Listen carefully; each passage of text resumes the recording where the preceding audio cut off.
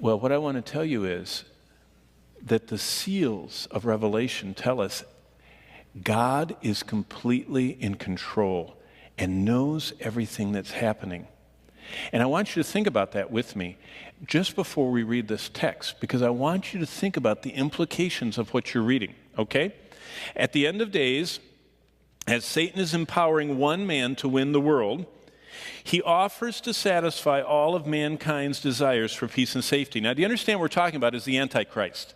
The most talked about individual in prophecy has 33 different names in the Bible. We're going to read several of them this morning. This man is the embodiment of everything humans have always wanted. He is the ultimate Superman. And my personal opinion is that he will shock people because he will be so un-super looking. I mean, I don't believe the Antichrist is a reincarnation of Arnold Schwarzenegger when he used to be Mr. Universe, you know. I mean, that guy just, his legs were this big around, literally. I know, I've had 2 meals with him, and I had to say I was looking at those legs. I wondered, I mean, are those real?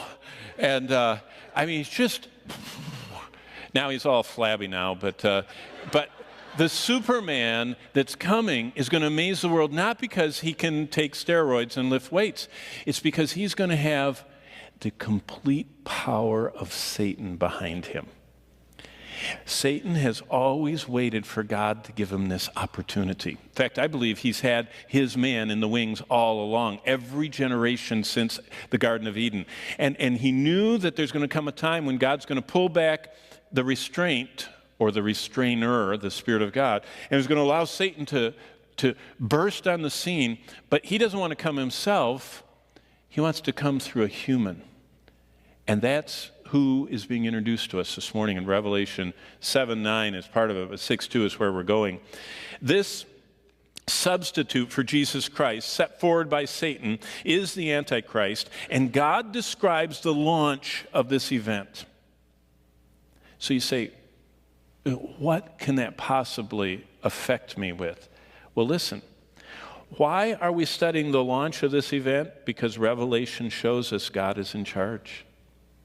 Satan is wanting to launch this guy all along. God has a plan. Now you say, how does that affect me? Well, when you hear that you're losing your job or losing your pension or losing your health, or that your child is rejecting God and going an absolutely different way, and your whole life falls apart because of the lost health or lost job or lost child, guess who wasn't surprised? God. See, the first thing we need to realize is that when God looks at human history, it's kind of like a flat floor. From beginning to end is all in front of him at the same time. God is above time. He's not in it. He's not flowing with it. He is above it, seeing, the Bible says, the end from the beginning.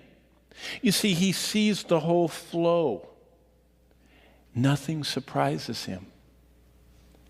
Your job, your health, your child didn't surprise God.